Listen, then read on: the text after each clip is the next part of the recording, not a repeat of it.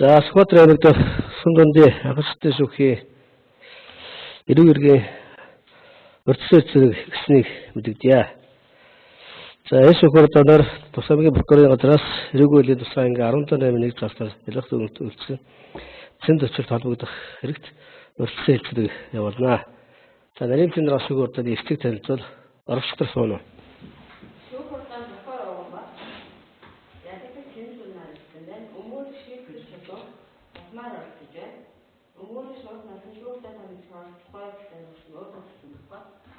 Хинч хэмээр. Шийд. Артсан орцгүй юм нэ.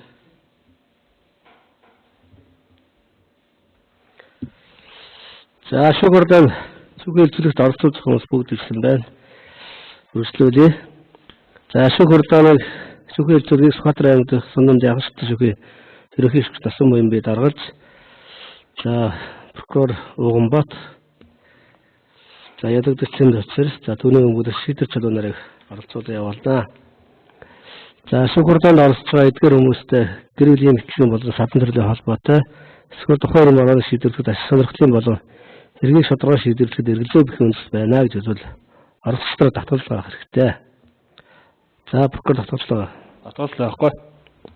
За шийдвэр чөлөө татгалзал. За цэндэсэд татгалзал байхгүй. За энэ урьдчилан хэлцэх хэрэг хүсэлтийг шүүгдчийн өмгөөлөгчийн зүгээс гаргасан байгаа. За тийм болохоор ихлээд шийдвэр чөлөө өмгөөлж хүсэлтийн талаар сандын талаар танилцуулж.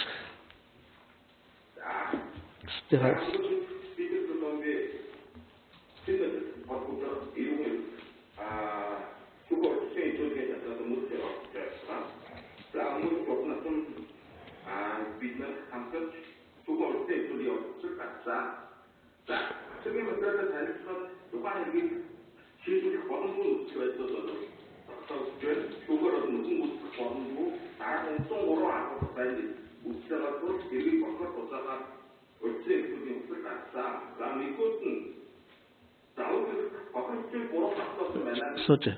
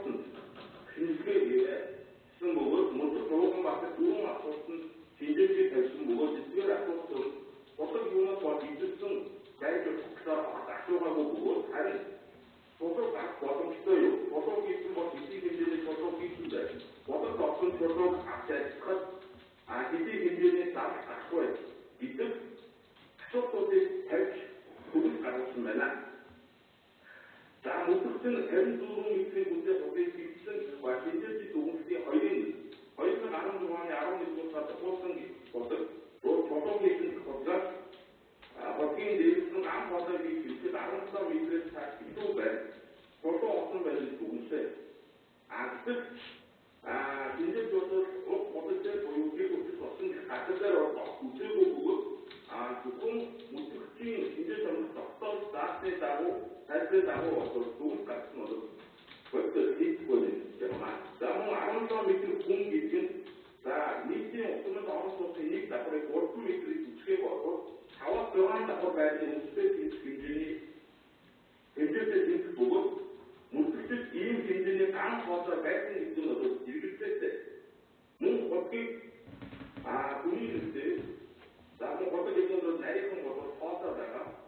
Тэгээ хаахгүй нарийн хоолой энгийн үстэй хатсан гэхэд бол хараа тухайн гүнд нь бол холоо байна гэдгийг бол тодорхойлох нь бол бизнес дүгнэлт болсон байна. За энэний дүгнэлтээр хотод хэдийг ингэж болов гэсэн гэж бодсонгүй гэж хариулсан. Хотод өөрөө 54 метрийн гүн хотод ба 17 метрээс цааш 37 метр битүү фото. За эсвэл өөр тань гадны мөч юм уу ямар нэгэн орон байгаа гэдгийг бодох боломжгүй байна. За 17 метрийн гүнд нэг хэсэг гадар гадны бие гацсан юм уу? Эсвэл гадны хөлсөн нугсан байж болчихгүй байж тогтоох байна. За эсвэл фото эсвэл гадны бие нурман гэр хэмжээтэй байгаа тодорхойлох шаардлагатай. Тэр нь эрүүл мэндийн тусгай 17 8 дүнсэн хотын хэмжээ шаардлагатай материал бүрдүүлэлттэй хийх бөгөөд заав гэргийн хотын дэш байхаар болдог. За тэгэхээр хэмжээний дүгнэлтэд бол тухайн хотын эцэг хэмжээний бие тогсон гэдгийг бол боломжгүй үстэй үзэхэд тухайн 17 метрийн гүн битүүтэй бие тогсон юм уу? Эсвэл тэгээд 1 метрээс тогтсон хэмжээний бие татсан байхад боломжгүй. Тэгвэл 1 метрийн хэмжээтэй бие татсныг үзэх бол за хэмжээний үнэхээр зөвхөн хамгийн өндөр үнэгээр зөвхөн 170 мянган төгрөгийн татсаа тухайн биеийг бол Тэгвэл энэ нөхцөл байдал үүсгэн тохиолдол тухайн гэрээ өгүүлэх нөхцөл байдал үүсэх юм аа.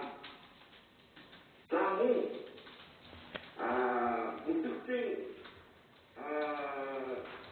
үсгэг болсон хэмжээний дүгнэлт тусгай нөхцөл бол за одоо нэг 50 метрийн бүтээл одоо багцсан гэж байна. За үүнээс 17 метр нь одоо хоосон үндээг байгаа. Үүнээс цааш тэгвэл түүх үзэх юм бол 37 метр гадар бүгдсэн байх гэж үздэг. хамгийн ихээр байна. За тэгээд хэмжээний дүгнэлт заасан хамгийн өндөр үнэлгээг юу 170 мянган төгрөгөөр 1 метр битүүрсэн бичиг хоолгох үзэхэд 170 мянган төгрөг үзэх юм бол нийтдээ 690 мянган төгрөгөөр тухайн хотыг болоод бүрэн татварлах буюу атны байдалд орох боломжтой. Эсвэл хэмжээнд тэр 17 метр хоосон хэсгийг мөн давхар өрнөсрийг үзэх юм уу яа 500 мянган төгрөгөөр охидын хэмжээг тодорхойлох үнэгүй байна. За мөн ядагчтай өөрөөр ярьж бол хавцтай тухайн хэрэгцээтэй байхгүй асуудалтай нөхцөл байдал бол тогтоох. Энэ юу вэ гэвэл хавцтай бол тодорхой тухайн бодлоо энэ мөрөний спортоор натос нь эвдэрэл авсан аган авах байсан юм шиг. Тэгэхээр тухайн орон нутгийн иргэдийн тухайн бодлоо нь бол норон үүсээ хотын утсан нь бол татсан байж болохгүй гэдэг ийм бол яриа бол байгаа юм байна. Жишээ нь дайран сумын матрах багийн иргэн батан гүнээр хамтмөр иргэдэн дэрлэлийн бацаагаас нарын бодлоо нь тухайн өргөмийн компани гаргуулсан бөгөөд тухайн гэр бүл туссан гадар айша 2 метрийн зайтай байдаг бөгөөд тухайн цаг хугацаанд тухайн бодлого ба норон үүсэж ахиулах боломжгүй зүйл үүссэн. За дээрээс нь тухайн ажлаа болсон насаасаа гадна дахиад өөр 2 насаас хийсэн боломжтой тухайн бодлого нь ажиллахгүй байгаасаа нутгийн иргэд буюу Улсын ганц зүйл зай болон бид эзэн айдуулт яаж явж байна. За үүнээс үзэхэд бол тухайн бодлого нь фото хийх өөр байдлаар дэмжиж ахиулах боломжгүй байх боловсгүй нөхцөл байдал бол үүсэж байна. За мөн заавал бодсоор бол хүрээлэл нарын бичиг өгүүлбэр байдаг. За энэ гişүүд бол манай үйлдвэрлэлийг өг бодож фото хийгээд ирсэн, фото хийхдээ ярьсан гэж мэдвэл. За гэтэл бодолтой хүрээ наан оперативтэй хатан зүйлийг орхиод хатан зүйлийн холбоотой усууд байна. Тэгэхээр эдгээр усуудын мэдүүлгийг болсоо үнэлэх боломжгүй. За тэгээд мэдүүлгүүд нь одоо бүгдийн байдлаар үнэлэхээр өгүүлж бөгөөд их сургуулийн хамгаалагч болоод тухайн мэдүүлгүүд өгүүлсэн болоод тэгэхээр өг зүйлийг ярьсан тэнд очиж ийм зүйл бодоогүйгээр одоо мэдүүлгээд ингээр бодоод хүрээ нарийн мэдүүлэг нь одоо өгүүлэх юм аа.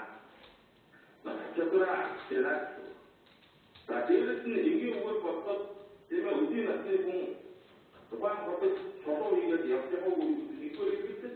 За хоёрдугаар хийсэн байдлаа гэж бодоод тиймээ тухайн хогийн эзэмшил нарийн нэг бодох оперативын хамаатан бодоод хүрээ инстараа яриад явсан гэдэг нь бол өөрөө бодож нийцэхгүй маа. За мөн бодоод хүрээ болон оператив нарийн хоорондоо болсон тухайн хэмжээний маргаантай болсон хамгийн ажлууд байдаг. Үүнээс хатгаад тухайн эсгэлүүд тухайн эсгэлсэн хугацаа янзлуулахад тухайн хот мэдүүлэг өгсөн байж болохгүй гэдэг байдлууд байна. За дээрээс нь сая юундээ протестаагүй өрсөн мэдүүлгийн протестаагүй өсөл тогтоосон интервью байсан юм. За 2016 оноос хойш тухайн өмнө одоо 10 гарсан юм байна. Тухайн 10 оноос одоогийн байдлаар 3-4 хоног ажиллаа болсон юм байна. Болсон огт шалтгаан нь юу гэхээр тухайн газар орны байдлаар шалтгаалаад шавуулдаг үйлдвэрүүд шалтгаалаад тухайн хүмүүс нь норох үүсний улмаас ажиллах боломжгүй. Гэхдээ яг тухайн тийм байдлаар мөнгөслөлтөд хийсэн бол энэ дээр хэмжээ авах мөнгө шалтгаалж хийгээгүй байна. Энэ бол ерөнхийдөө тоодыг багтаа төстэй. Мөн 2023 оны 9 сард Накасаас болж гэртэлүүд гаргуулсан бид насаас хийгээд ажиллахгүй байгаасаар оператив ярьсан байна. Амун эндээсийн дүгнэлтэд 9,500 мянган төгрөг тухайн үеийг хаах бөгөөд бид ангуудыг бүхэлдэн солих юм байна. За тэгэхээр ургийн ийдэл гэж юу вэ гэсэн бас зөвхөн санагдлаа. Үүнд оршуулж хатанлог болсон зураг байна. Дээрээс нь мотор байна. Тухайн мотортой тог үсэг цэцгааны байдаг. Тухайн моторыг бэлтгэж цороод байдаг. Тэгээд дээрээс хоолой. Гэтэл оператив мэдүүлж байгаа бол насаас ургийн моторыг гаргасан. Ургийн моторыг гаргахад тухайн ийдэлүүд бол угсаа яагаад гэвэл мотортой холбоотой. Тэгэхээр тухайн ийдэлүүд бол оператор байгууллагын тохиолдол. Гэтэл тэмдэгтийн дүгнэлтэнд бол тухайн ийдэлийг дотор дайсан мэдээ мотортой худал мэдээр бол үнэхээр хатсан бол бодтой биш болсон. Дээрс нь моторын ургийн мотор бол ойролцоогоор бол 800-аас 2,000 мянган үнэтэй байх юм байна. За миний ярьсан зүйл бол мэдээж интернет дэвтэр мэдээж авсан. Тийм нь одоо яагаад бодтой гэж үзэж байгаа вэ? Эндээс их дүгнэлт хатсаа дээд 500 мянган 150 мянган төгрөгийг болоод зөвхөн интернет авсан нийтдээ мэдээж бол үнэхээр авсан учраас би бол интернеттэй ажилласан байдлаар энэ мэдээллүүдийг болгох юм аа.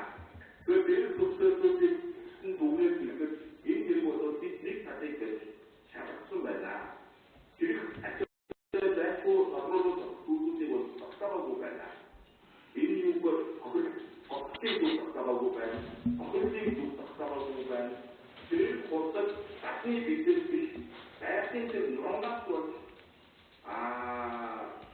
яагаад боломжгүй болохгүй гэдэг үгс байшин энэ зүйлийг тогтоогүй байна.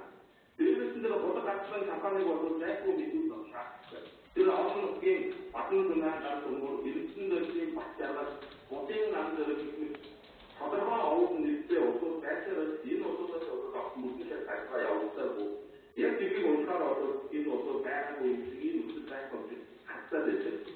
Тэгэхээр энэ үсэг бол агнаасаа ярьсан бол хат зэрэг бол яг тусаагүй байна. Тэгэхээр дээрээс нь тэр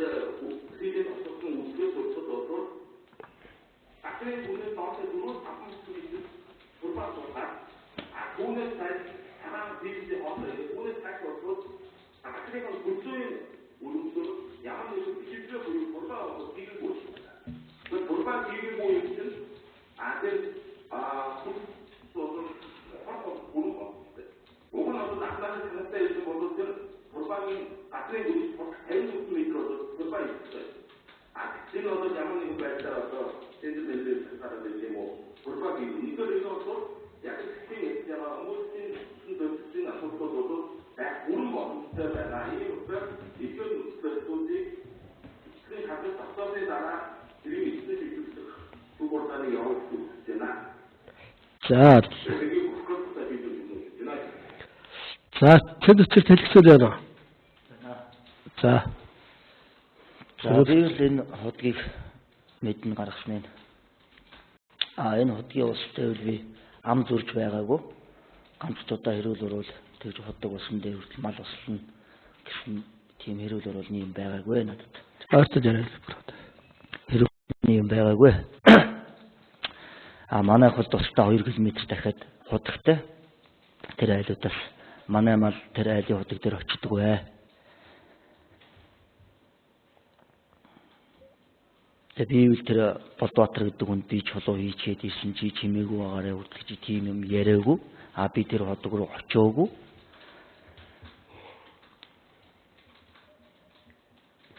Хавар гинтгэл цагдаа болсон. Тэгээд гайхаад би өглөө нь яваад утсан. Угматар төлөвлөгчдөр. Тэгсэн тэр мегмар сүрэнгээд ахгүй сууж ирсэн. Тэр ахгүй гарсны дараа намайг аваад үлдсэн. За чи яахлаараа айлын удагт юу юм бэ хаа би тийм юм хийгээгүй. Хэн тэгж ийн үү гэдгсэн. Чи гэрчтэй ийм юм дээр гүрийж болохгүй гэдгсэн. Би гүрийсэн юм байхгүй. Би үннээрээ өнөдөр зогсноо хаа тэр гэрчэнд дуучгаа гэдгсэн. Тэгсэн чинь манай хойтлын готны Болдбаатар гэдэг залуу ирсэн. Надтай жицүү саахал тайлын залуу. Тэгээд тэр орж ирсэн. Эхлээ шууд орж ирвгүй юу. Би тийм яриаггүй штэ гэж Уган Баатар төлөвлөгчд хэлсэн. Тэгсэн чинь Уган Баатар төлөвлөгчдийг намайг гарч ий гэд түр гарч ий чи гарч ий гэд. Тэгээд тэр залууг аваад үлдсэн. Чи хэрэгээ хэн дээр гэх гэж ийн үү гэд. Тэгээ би гараад 5-10 минут л болсон баг. Намайг буцаагаад дуудсан. Дуудаад оронгууд тэр хоёулаа сууж ирсэн. Болдбаатар нь чи тэгж хэлсэн шүү дээ надаа гэд. Чи юу яриад байгаа? Би тийм юм яриаггүй шүү. Чи үннээр л яриараа гэд. Тэгээд тэр Болдбаатар нь явуулаад намайг авч үлдсэн. Тэгээ намайг үл яхаа бодвол тэр үннээр л хэл гэдэг юм байлгүй дээ. Суран дашуураар хэд зогсон. Тэгээд шинаараа босгож авчираад хэд зогчлуулээ тэр өрөөндөө. Тэгээд би нэг шөнийн 8 бат машиныхаа зүтгүүр гар утсаараа би тэр төлөөлөгч хураалгацсан гэсэн. Тэгээд шөнө харин яайдаг өрөөнд хоёулахнаас суужсэн чинь манай ээж ирээд. Тэгээд нэг муханаа болоод өнөөдөртөө яв гэд. Тэгээд явуулсан да.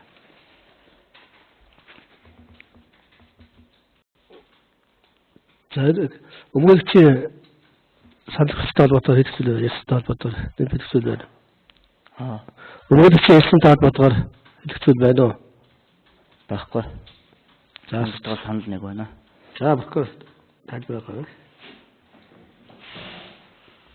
За хамгуулагчийн сууж хөрцөлцүүлэг явуулах тухай хүсэлтийг сонслоо. За дараах байдлаар тайлбаръя.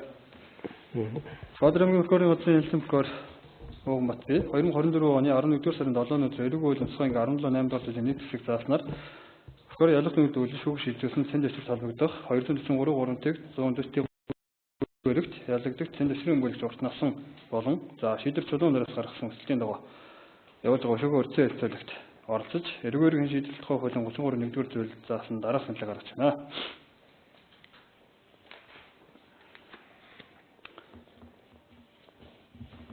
За тус эрэгт миний би ялгагдах цэн дэвшил холбогдуулаад 2024 оны 12 сарын 6-ны өдөр эрүүгийн онцгойн 17-8 дахь жилийн нийт хэсэг зааснаар бөхөр ялах дүгнэлт үйлдсэн байна. За хоригч нарын мэдүүлэг дээр уул хавцлын материалтай танилцсан бол байгаа да. Энийг би тухайлан хавц хэргийнхэн дугаартай дурдъя. За хоригч найдын мэдүүлэг байгаа. 2016 онд манайхантай хамт нэг нутагт ган хоёрыг бид гурав ярилцж байгаад анх гаргасан удаг юм а. Тухайн удгийг 2016 онд 10 сая төгрөгөөр гүний удаг гаргадаг компани анх гаргуулж байсан. Тухайн удгийг гаргуулахад шаардлагатай 10 сая төгрөгийн 5 сая төгрөгийг нь мегмсөрөн ган хоёрыг бид гурав зундаасаа гаргаж үлдсэн 5 сая төгрөгийг нь Том орон нутгийн хөгжлийн сангаас гаргуулсан авч тухайн удгийг гаргасан гэх мэдээлэл Австрийн 34-өөс хүрсэн 5 дугаар хуудсанд байх бөгөөд хэрэгс офицер тогтоогдол зохих этгээдүүдийг бүгдийг өөрөөр хэлэх юм бол ганц мегмсөрөн гэдэг хүнийг офицер тогтоогоогүй байна. Найдан дөрж гэдэг хүнийг офицер тогтоосон байна. За Сум орон нутгийн хувьд ярил албан тоот байгаа. За мөн тухайн удгийг гаргахад Сүхбаатарын аймгийн Дарин сумын засаг даргын хамгийн газрын 2024 оны 11-р сарын 15-ны өдрийн 4 драфт 55 дугаартай албан бичиг австрагт байгаа. Энэ албан бичгээс тухайлбал дурдах юм бол тусгай 2 дугаар үеийн нутагт байрлах Жавхланд хэмээх газар нутагтдаг гаргасан ходог нь 2016 оны орон нутгийн хөгжлийн сангийн санхүүжилтээр 4.5 сая төгрөгийг иргэний оролцоотойгоор 4.5 сая төгрөгийг нийт 9 сая төгрөгийн өртгөөр хам булгийн их компани гаргасан бөгөөд гүйцэтгэгч байгууллага нь хүлээлгэн өгөөгүй улмаас хамгийн газрын данстаг уулнаг хариу бичгийг албан тоотоор ирүүлсэн байдаг. За мөн тус хэрэгт хам булгийн их компани хэрхэн гүний удаг гаргасан талаарх мэдээллүүдийг болон тухайн үед хийгдэж байсан гүйцэтгэлийн төлөвлөгөөг за тендер хэрхэн шалгаруулсан за мөн нэхэмжилж байгаа мөнгөн дүн зэргийг бол австрагт авагдсан байгаа. За хам булгийн их компани зүгээс Сүхбаатарын аймгийн Дарин сумын засаг даргын хамгийн газарт нэг гүний удаг гарах үнийг 9 сая төгрөгөөр хийх үнийн саналыг гаргаж байсан бөгөөд албан бичиг нь австрагийн 140 дугаар хуудсанд авагдсан байна. Ийм учраас одоо тухайн компани үнийн санал гаргаагүй, тухайн хуудгийн үн тодорхойгүй, хохирол тодорхойгүй гэсэн асуудал дээр л ингэж хариу өгөхөөр байна. За хөрөнгөний үнэлгээний болор үнэлгээ компани 2024 оны 4 сарын 12-ны өдрийн 240-2098 дугаартай шинжээчийн дүгнэлт байгаа. За энэ дүгнэлтийг дурдж үзвэл тус гүний удагт хийсэн чулууг гарах боломжгүй. Харин тухайн гүний удгийг сэтгэж чулууг нь бутлан усыг гарах боломжтой. Худгийн өрмөг явуулж сэтгэн ашиглах боломжтой. Харин хэдий хэмжээний чулуу байгааг мэдэх боломжгүй. Тус худгийг дахин сэтгэж худгийг шинээр гаргаж авах 1 метрийн үнэ 150-170 мянган төгрөг байна. Тухайн худгийн хувьд дахин сэтгэлтэй бүх эд ангийг нь бүрэн сольж шинээр хийхэд бол 54 метр худаг гарах үнэ 3 жишг хөрөнгийн дундчлан тооцоолон үзэх юм бол 9 сая 500 мянган төгрөг байна. Шинжээчийн дүгнэлт гарсан бөгөөд энэ дээр дурдаад байгаа 3 жишг хөрөнгийн үнэлгээг хэрхэн яаж гаргасан бэ гэхээр шинжээчийн дүгнэлтэнд дурдсан тос худаг нь 54 метрийн гүнтэй худаг анх 2016 оны 11 сард өргөн компаниар ухуулсан гэх ба.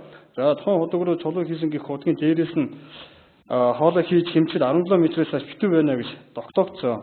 За өнгөрсөн яриад байгаа энэ одоо тухайн мөрдөгчд 17 метр одоо өөрөөр хэлэх юм бол одоо ган хоолой мөрдөгчд байсан үгүй энэ эргэлзээтэй гэдэг асуудал дээр бол ийм тайлбар байна. Өөрөөр хэлэх юм бол хэргийн газрын үйлчлэг хийсэн тэмдэглэл байгаа, гэрэл зургийн үзүүлэлтүүд байгаа 17 метрт гарсан талаар одоо тусгасан бөгөөд өөрөөр хэлэх юм бол өнгөрсөн яриад байгаа шиг 5-6 метрийн одоо тэнцэх хэмжээний хоолой мөрдөгчд байгааг нь үнэн. Гэхдээ тухайн гүний удагт байсан цагаан өнгийн хоолойг хэмжиж үзээд тухайн хоолойроо буюу тухайн гүний хуудгийн хоолойроо хийж үзээд 17 метрээс хоолой нь явахгүй байгаа учраас энэ тухай эдмүрийн баримтаар мөрдөгчийн тогтоолоор тооцоод 2 минут 20 секундын төгс бичлэгийг эдмүрийн баримтаар тооцсон байгаа. Энэ тухайга мөн шинжилгээ хийлгэж шинжээчийн дүгнэлт гаргуулахдаа мөн адилхан явуулсан байгаа зэрэгс харахад бол хэргийн материал дээр л энэ бүхэн авагдсан байгаа шүү өнгөлөгч. За мөн хөрөнгөний үнэлгээний болор үнэлгээний компани захирал ингэж харгасан зах зээлийн судалгаа шинжилгээ хийж гүний хуудгийн өрөмжлөгийн компаниудаас мэргэжлийн инженерүүдээс холбогдсон утсаар авсан гэж одоо их сурвалжаар зааж шинжээчийн дүгнэлтийг гаргасан байх бөгөөд за тухайд нь дурдах юм бол премиум level drilling компани гүний хуудгийн боломжгүй дахин сэтгэх боломжтой бөгөөд дахин худаг сэтгэх ус гарах зардал нь бол 1 метр 150-175 мянган төгрөг буюу дунджаар ярих юм бол 9 сая 500 мянган төгрөг гэж үнийн судалгаа гаргасан. Харин Debt Drilling компани бол чулууг буцаан гарах боломжгүй. Харин сэтгэх боломжтой бөгөөд 10 сая төгрөг гэсэн. За Төв тус Drilling компани шинжээчээс мөн асуусан байх бөгөөд үүнээс 1 метрийн үнэ 150-165 мянган төгрөг буюу нийт үнэ 9 сая төгрөгөө гэж. За ингээд ирэхлээр дундаж үнийг нь зах зээлийн ханш болоо за тухайн хуудыг сэтгэх боломжтой юу, солих боломжтой юу, эсвэл чулууг буцах боломжтой юу зэрэгс нь гаргалзаад хохирлын хэмжээг шинжлэлд тулгуурлан үндэслэн хохирлыг гаргасан байгаа. За эргүүрийн хэн шийдвэрлэх хуульд одоо ач холбогдол бүхий эргүүрийн хэн шийдвэрлэх хуульд заасан үндэс журманд байгаа олж авсан аливаа баримт мэдээлэл хэмээн хуульд зохицуулж өгсөн байдаг. За статистик юм бол эргүүрийн хэн шийдвэрлэх хуулийн 16 3 дугаар зүйлийн 2 хэсэг зааснаар ялаг физикийн ялагч шүүгдэгчийн мэдүүлгийг ноц баримтаар тооцох боловч уг мэдүүлгийг дангаараа түүний ялах үндэс болохгүй. Мөн зүйлийн 3 дугаар хэсэгт мэдүүлэг өгөгч нь мэдүүлэхээ их сурвалж зааж чадаагүй бол тухайн мэдүүлгийн дангаараа ноц баримт болохгүй гэж тусцаж заасныг өмгөөлөгч урьдчилан хэлцүүлэг дээр ярьж байна. Ийм учраас дараах тайлбарыг хийе. Хэрэгт гэрчүүдээс мэдүүлгийг авсан байна. За тухайлбал болдоотор болон шүрээ нараас гэрчийн мэдүүлгийг авсан байх бөгөөд гэрч нар нь мэдүүлгийнхээ их сурвалжийг хаанаас сонссон, хэн тэгж хэлсэн тухай доктортой мэдүүлэг өгдөг. За тухайлбал дээрх гэрчүүдийн мэдүүлэг нь өөрөөр хэлэх юм бол хэ болоотрын мэдүүлэг цэнд очир надад ярихдаа мань чин жавхлантай ингэрт байгаа хуудыг хад чулуун эмгчэд хийчгээд ирсэн. Чи харин хүн амьтанд битгий хэлэхээрэй гэж хэлж байсан. 2024 оны 4-р сарын 2-ны өдөр Инглийн ухаа гэдэг газар тэнд очирын өөрийнх нь гэрч байхад надад энэ талаараа ярьсан гэх мэдүүлэг Австрийн 56-аас 58 дугаар хуудсанд байгаа. За мөн болоотрын дахиу гэсэн мэдүүлэг байгаа. Энд дээр манай эхнэрт танаа нөхөр чинь хариугүй аймхаа нөхөр юм а цагдаа дээр очиод хамаг юм а үнээр нь ярьсан байх нь гэдэг зүйлийг манай эхнэр надад хэлсэн. Миний хувцсыг нэгжээд чамайг цагнат өхөөрөнд тавиад явуулсан уу? Хэрвээ тийм бол гаргаад ирэлтээ гэж миний хамаг юмыг нэгжээд тэмтрээд байсан. Чи найзтай ганц удаа болооч би худлаа хэлсэн юм а тэнд чи бид хоёр дундаа өсөлтөө байсан юм а тэгэд би худлаа хэлж бариулсан юм а гэдэг зүйлийг найзынхаа нэг удаа хэлээд найзаагаа аварчгалдаа гэж байсан. Тэгэхээр би юу ч хэлээгүй тэгсэн чинь чи ийм гүргэр байж цагдаа нарт ингэж гүрийгэд байж болоогүй юм уу гэж байсан. Мөн өөрийгөө төлөөлөгч намайг ирсэн үү гэж асуувал ирээгүй гэж хэлээрэй гэж байсан. Чи ер нь найздаа намайг цагаад анх худагт чулуу хийсэн гэдгийг хэлэхгүй яасан бэ гэсэн бол хоёулаа үгээ нийлүүлж байгаад очих байсан юм да гэж байсан. Тэгээд таныг дуудаад байхад ирэхгүй тэр хооронд манайхаар нэг өдөр 4 удаа ирээд намайг ятгаад янз бүрийн юм яриад ивсэн. Гэх мэдүүлэг нь Австрийн 61-аас 63 дугаар хуудсанд зэрэг авагдсан байна. За шүрэгийн мэдүүлгийг мөн Хамаасан садных нь хувьд авсан асуудал биш. Яг тэгэхээр гэрч гэдэг зүйл бол тухайн гэмтэргийн мэдсэн хувийн ашиг сонирхол байхгүй өөрийн сонсон мэдсэн бүх зүйлийг хэлж байгаа хүн. Тийм учраас шүрэгийн мэдүүлэг дурдсан зүйтэй байх. Манад нэг өдөр 4 удаа ирлээ. Манай нөхөр болдог Зинжан одоо самс төлөөлөгчийг дуудахад миний найз төлөөлөгч чи Зинжэтэй хуушийн нэг өстэй юм аа. Тэгэд би Зинжийг дийлэх гэж тэгээ хэлсэн юм аа гэж хэлээд өгчгөөчлээ гэд. Тухайн үед би танаас айгаад худлаа хэлсэн юм аа гэж хэлээд өгчлөө гэд хэлээд надад тусуулахгүй бол тэр чигээрээ явахгүй дээ гэд цагдаа танаа руу залгаад намайг асуувал танахаар намайг ирсэн гэж асуувал битгий хэлээрэй гэж байн захиад явсаа гэх мэдүүлэг мөн өгсөн байдаг. Энэ бүгдээс харахад гэрч болоотор болон мөн гэрч болоотроос 3 удаагийн мэдүүлэг авсан байгаа. За авахдаа болоотрыг тэнд очиртой нүүрлүүлж мэдүүлэг авсан байгаа. Энд мэдүүлэг нь Австрийн 87 дугаар хуудсанд авагдсан байх бөгөөд болоотрын хувьд бол урд өгсөн гэрчийн мэдүүлгүүд дээр бол бүгдийг нь ярьсан. Би худал зүйл хэлээгүй. Энэ хүн одоо надад үнэхээр тэгж хэлсэн. Би тухайн одоо өөрийнхөө сонссон мэдсэн зүйлийг л харсан гэдэг агуулгаар нүүрлэж мэдүүлэг авахд ямар нэгэн байдлаар бол урд өгсөн мэдүүлгээс өөр зүйлийг яриаггүй. Ийм учраас бол их сурвалжаа зааж чадж байгаа учраас зэрэгс нь авч үзвэл гэрчээр доктортой этгээдэн зөвхөн өөрийнхөө харсан сонсон зүйлээ мэдүүлсэн байна гэж харахаар байна. За энэ 2023 оны 4 сарын 14-ний өдрийн Монгол Улсын дээд шүүхийн нийт шүүгчдийн шүүгчдийн хуралдааны эрг үүрэг хэн шийдэх хуулийн 16 дугаар бүлгийн зарим зүйл заах зэвсгийг тайлбарлсан буюу 16-гийн 3 болоод 16-гийн 5-ыг зөв хэрэглэх аль биесний тайлбар гарсан байгаа. Үүний 16 дугаар тогтоолын 1-4 зааснаар ялагдагч шүүгдэгчийн мэдүүлгийн хэргийн бодит байдлыг тал бүрээс нь бүрэн ач холбогдолтой хідэж эрг үүрэг хэн шийдвэрлэх хуулийн 16 3 дугаар зүйлийн 8 хэсэг зааснаар дангаараа шүүгдэгчийн гин буруудыг тооцохгүй ял оногдуулах үндэс болохгүй тул тэдгэрийг мэдүүлэгт агуулгадагч буюу мэдээлсэн бичиг нь бусад нотлох баримтуудтай заавал харьцуулснаа гэсний дагуу данганц гэрчийн мэдүүлгүүдийг нотлох баримтаар тооцсон ялах дүгнэлт өгүүлж шүүхээр гин буруугийн асуудлыг хэлцүүлэхээр явуулаагүй байна. Өөрөөр хэлбэл хэрэг цугларсан бусад нотлох баримтууд буюу гэрчнэрийн мэдүүлэгтэй харьцуулан үзэж үнэлж нүгэлт өгсөн байна. Өөрөөр хэлэх юм бол эрг үүрэг хэн шийдвэрлэх хуулийн 9 дугаар зүйл зааснаар эрг үүрэг хэн шийдвэрлэхэд ач холбогдол бүхэн нөхцөл байдлыг мэдэж байгаа хүний гэрчгэнэ хэмээн хуулинд зогцуулсан байх бөгөөд өөрөөр хэлэх юм бол хамаатан садны хүн байлаа гэд тухайн асуудлыг мэдчихсэн ч гэсэн өмгөөлөгчийн ярьснаар бол гэрч бол боломжгүй гэсэн зүйлийг яриад өгч байна. Тийм учраас бол ийм тодорхойлол байгаа шүү. Өөрөөр хэлэх юм бол гэрч нь гэмтэргүй болмоос учирсан хохирлыг хүлээж өгөх субъект биш юм аа. Эрг үүрэгчид өөрийн гин бурууг нотлох үүргийг хүлээхгүй байх эсвэл зарим одоо гэмтэр дээр өөрийн эсрэг мэдүүлэг өгөхгүй байх үндсэн хуулийн баталгаагаар давхар хамгаалагдсан хүний эрх чөлөө байдаг. Гэхдээ энэхүү эрхийг эдлэх хэрэгжүүлэх хэмжээ хязгаар нь агуулга нь эрг үүрэг хэн шийдвэрлэх ажиллагаанд санаатай саад учруулах эсвэл худал мэдүүлэг өгөх тэр үйлдэлийг зөвтгөнө гэсэн ойлголт биш бөгөөд ялагдагч нь өөрийн эсрэг мэдүүлэг өгөх гэмтэр гүйцэн гэм буруугүй эсвэл хэргийн байдлыг нотлох үүргийг хүлээхгүй учраас бусад гэрчийн мэдүүлэг болоод нотлох баримтууд үнэлт дүгнэлт өгсөн болно. Дээрх гэрчүүдийн мэдүүлэг нь эрг үүрэг хэн шийдвэрлэх хуулийн 16 1-р зүйл болон 16 тус заасан нотлох зохих байдлуудыг тогтоосон эрг үүргийн хэн шийдвэрлэх тухай хууль заасан үндсэн журмын дагуу бэхжүүлэгдсэн хэрэгт хамааралтай шалбартай байх ба эрг үүргийн хэн шийдвэрлэх тухай хуулийн ажиллагааны явцад оролцогчийн эрхийг ямар нэгэн байдлаар хязгаарласан зүйл тогтоогдохгүй байна. Иймд эрг үүргийн хэн шийдвэрлэх тухай хуулийн 33 нэгдүгээр зүйлийн 1-1 заасан зааснаар ялагчдыг шүүгэж шилжүүлж энэ бүргийн шүүх хуралдааныг товлон зарлуулах саналтай байна.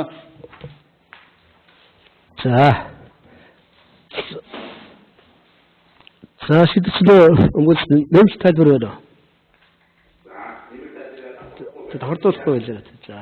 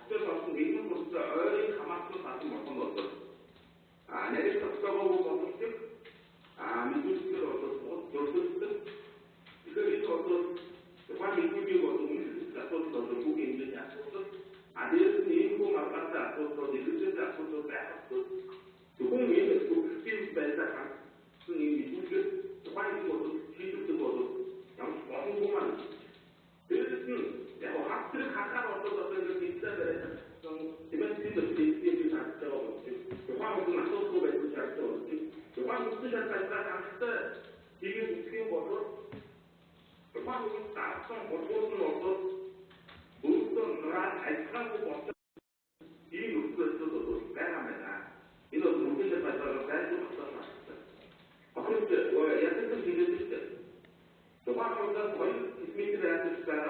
맞은 분에게 나쁨이 있으시오. 어떤 인생 넘게 맞춰서 어떤 것도 야만들이 대단히 하고 없어.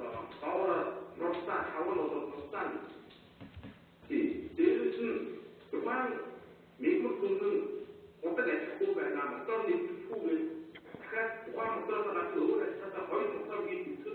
그만 모든 온 갖고 배는 따라서 못된 만들고 또 그들을 이제 알고 있어도 이렇게 없으면 그 이유로 그만 밑에 야만들고 배를 하고 싶은 어떤 거야. 그리고 어떤 약간 특징 갖다가 꼭 있는 일이 있어. 내일 좀 나서는 데서 우리 아주 좀 동안 나서는 저도 이게 어떤 도시를 저도 이게 나서는 것도 비슷비슷도 많은 것들이 나타나고 다 있었어. 내려도 우리가 다 작성하고 그때 내고 갖다 다 작성하고 이들이 저도 이제 누구지 그만 보통이 야만 배다 저도 그만 만들었던 것은 독서다 비슷이고 또 재미를 때 비슷이고 이 그 이유가 어떤 일을 때때로 그거 배다 좋은 어떤 거의 느낌이 들죠. 그 느낌이 배다 아무 뭐그 아시는 거의 느낌이 들죠. 이게 어렵게 것도 일부 어떤 일부의 메시지가 오는 것도 납작도 납작도 이 문제는 안에 산다 대신 이게 바꿔 줬다 이 비슷한 것들이 어떤 있는 게 있는